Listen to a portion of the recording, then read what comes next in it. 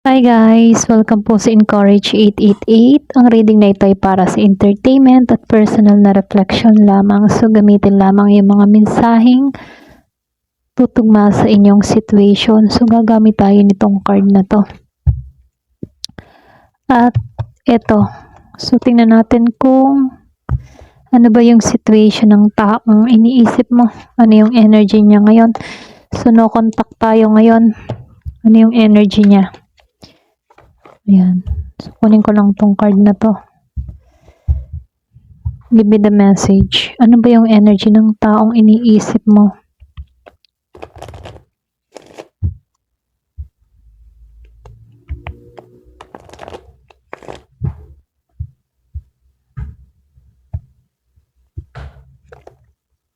So, meron kang elixir dito. Elixir of life. The art of seduction. The treasure memories. May stranded dito. So, stranded siya.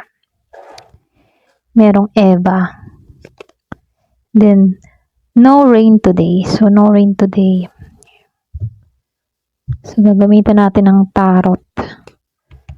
Ano ba yung iniisip ng taong? Ano ang energy ng taong iniisip mo? Okay? Ano yung energy niya ngayon sa'yo?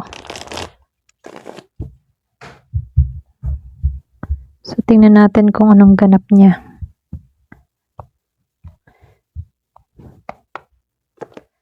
Justice. Lumabas si Justice. Meron ka ditong King of Wands. Seven of Cups reveries. Three of Cups reveries. The Moon. Knight of Swords reveries. Meron ka ditong Queen of Wands. King of Cups. So, dito, yung iba sa inyo, meron ditong Libra, meron din Aries, Leo, Sagittarius, meron Scorpio, Cancer, and Pisces. So, malakas yung Scorpio dito. Meron din Gemini, Libra, and Aquarius. Taurus, Virgo, and Capricorn. Ayan. So, halos lahat, andito. Ayan. So, tingnan natin ano ba yung energy niya ngayon. So, dito, yung energy niya dito.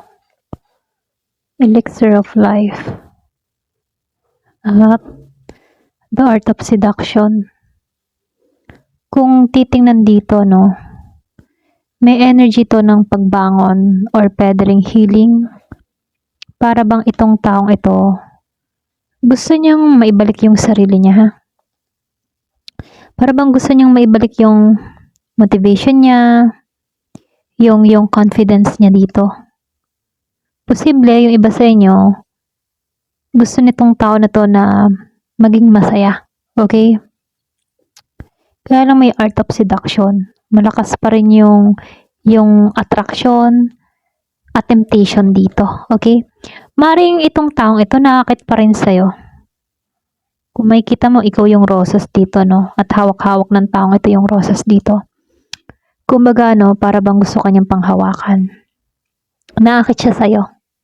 Pero hindi niya direktang ipinapakita, Kumbaga, nakakit siya, oo. Pero may energy rin dito na nag-iisip muna to kung paano ka muling lalapitan o mapapansin. Okay? Pero may attraction dito, ha? So, dito, meron ka ditong stranded, then treasure memories dito. Kumbaga, meron akong nakikita ditong pwedeng sa treasure memories, mga alaala, okay? Pwedeng mahalaga para sa kanya yung mga memories. Hindi basta niya makalimutan yung connection dito. May particular na moment or pwedeng experience sa'yo na, alam mo yun, bumabalik sa isip ng taong ito. Kaya dito may feeling stranded, feeling stuck. Gusto niyang gumalaw pero may pumipigil. Pwedeng ito, pride, circumstances, or pwedeng takot. Kumbaga dito, gustong umalis pero feeling stuck. Para bang may nakatali. Excuse me. So, nakikitaan ko dito, hindi to makakilos, hindi to makagalaw. Merong pagpipigil na nangyayari sa kanya.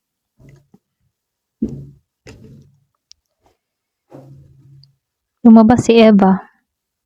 No rain today. Eva. Pwede niyo ibasin yung feminine energy? Kasi di ba si Eva natukso? Para siyang temptation. Pwedeng curiosity din to. Kasi lumalabas merong ahas dito. Curious?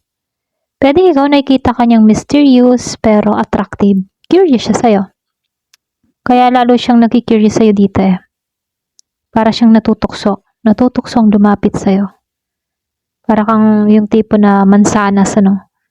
Parang gusto niyang kunin. Ganon. Parang si Eva, nung kinuha niya yung mansanas. Tinukso nung ahas. Parang ganon. So, dito sa no rain today, pwedeng indikasyon to na gusto ng tao na to na maging magaan na yung situation. Yung bang wala ng pagpatak ng ulan or wala ng luha, okay? Gusto na nito na dumapo na yung araw. So, pwedeng meron tong gusto mangyari. Para bang gusto niya nang matapos yung tension, yung lungkot, yung heavy energy sa pagitan ninyo, okay? Yun yung gusto niya mangyari. Maging maayos na. Sumikat na yung araw. Maging masaya. Yun ang nais niya. Maging masaya na. Kaya lang dito sa tarot lumabas itong si Justice. So, meron ding King of Wands dito. Kung titingnan mo, ito yung gusto niya mangyari. Maging balance na. Yung bang maging patas na. Yun yung gusto niya mangyari. Maring nire-review niya yung mga ginawa niya dati.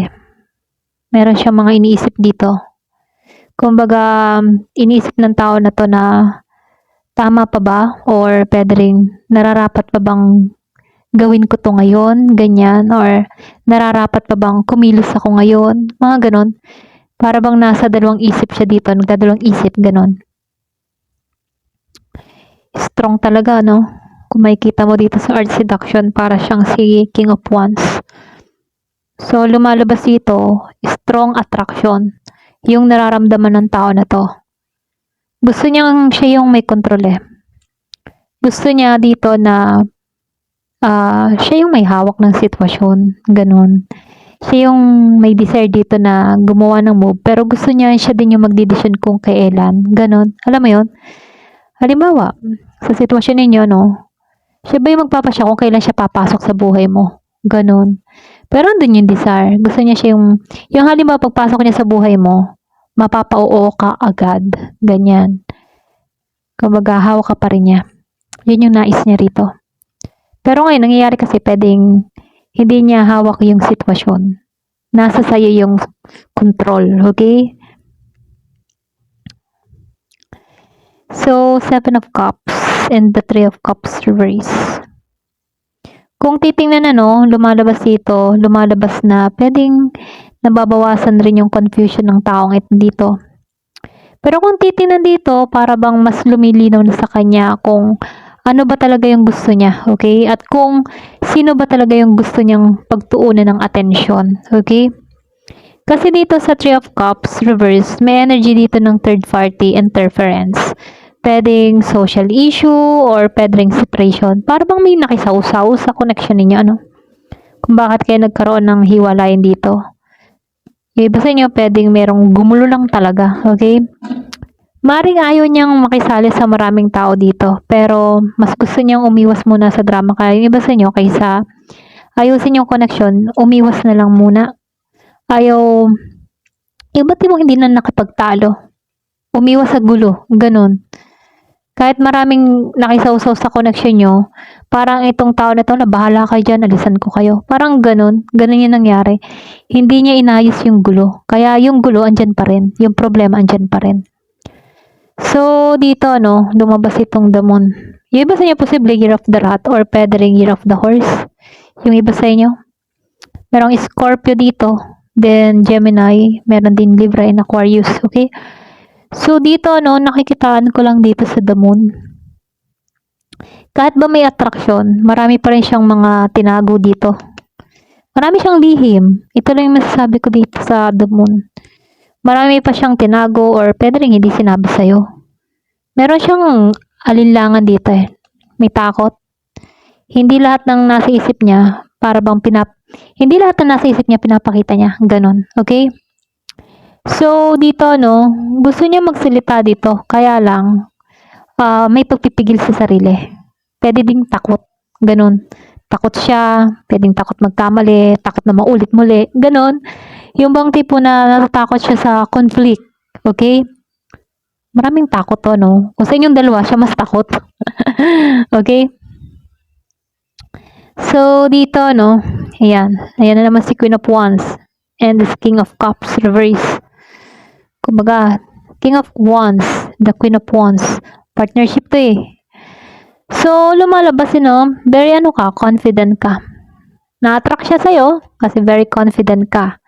Pwedeng na-attract siya sa confident mo. Para bang hirap mong baliwalain, no? Kumbaga may magnetic energy na nakaakit itong taong ito sa'yo. Nakikita ka niya na meron kang sariling presence, ganyan. Kahit maglakad ka sa daan, napapansin mo naman, may napapalingot sa'yo. So, magnetic ka, okay? So, nakikita ka niyang may sariling presence, hindi ka madaling kontrolin. Then, sinabay ng King of Cups reverse. Kumbaga, malalim yung emotion niya dito, no?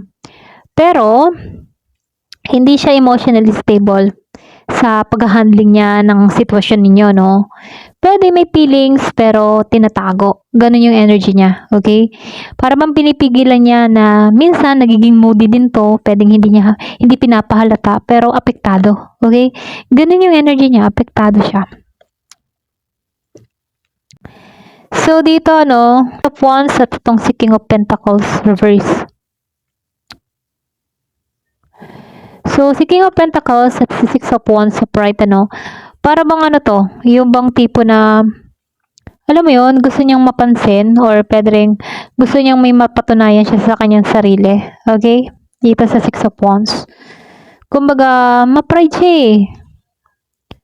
Pwedeng gusto ng tao na to na makuha yung attention mo rin dito, no? Parang gusto niya naman na magkaroon dito ng, alam mo yun, yung ba tipo na gusto niya siya yung mismong mapapansin mo talaga. Or gusto niya ang attention nasa kanya. Ganun. Kumbaga, pwedeng meron kang person dito na masyadong gusto yung attention seeker. Gusto niya siya lagi. Ganun. Yung napupuna, mapupuri, ganyan. Masasabihan na, okay pala tong lalaking to ganyan. Gusto niya siya yung attractive, ganun. Yun yung gusto niyang patunayan sa sarili niya. Kasi naapektuhan yung pride niya. Kung ikaw ngayon, napapansin ka, napupuri ka, maraming nagagandan or nagagwapuhan sa'yo, gusto niyang maging ganun din. Alam mo yun? Gusto niyang tumbasan din kung ano yung papuring na nare-receive mo. Okay? Ma-pride ka, pasensya na utol ako. Ma-pride kasi to. Kaya dito sa King of Pentacles reverse, meron siyang insecurity pagdating sa'yo. Meron akong nakikitang Taurus energy. Pwede yung iba sa inyo, fire sign, Aries, Leo, Sagittarius. Pwede yung iba sa inyo, maraming nakakapuna sa'yo na okay ka, gwapo ka, maganda ka. Maraming nakakapansin. Kaya dito sa King of Pentacles, alam niya yun. Alam naman ng tao na to na para bang mas nakakaangat ka sa kanya. Kaya lang dito, gusto niya maging ditong capable. Gusto niya maging okay yung status niya, magkaroon siya ng pera, stable siya. Yun yung nais ng tao na to. Pwedeng feeling niya dito, hindi pa siya nasa posisyon na, alam mo yun, gusto niyang maging ganun. Wala pa siya sa ganung posisyon. Okay, pero yun yung nais niya. Yun yung gusto niya. Kung ano man yun na re-receive mo, gusto din niya makamit yun. So, dito, lumabas si The World so, The World reverse at itong Seven of Wands. Excuse me. Excuse me po, ha. Hindi pa siya, dito, ha, totally, tawag dito, close yung chapter na to. Meron kasi mga unfinished business, pwedeng mga bagay na hindi niya naramdaman fully resolved, okay? Kasi para bang nahang yung sitwasyon ninyo. Para bang hindi inayos talaga. Kaya ngayon, para bang dito, may unresolved pa. Kaya dito sa Seven of Wands, pwedeng yung iba sa inyo, defensive ka. Okay? Or pwede rin siya defensive. Ayaw niyang tanggapin yung kanyang mga pagkakamali. Hanggat maaari, pinaglalaban niya pa rin yung sarili niya. So, kahit may attraction or mga memories, nagseset siya ng boundaries. Pinoprotektahan yung pride at position niya. Okay? Pinoprotektahan niya yung sarili niya. Ganon. Kumbaga, nakikitaan ko dito, attracted naman siya sa'yo. Dito, kaya lang, mas nagiging malinaw na yung kanyang feelings kasi yung pinoprotektahan niya.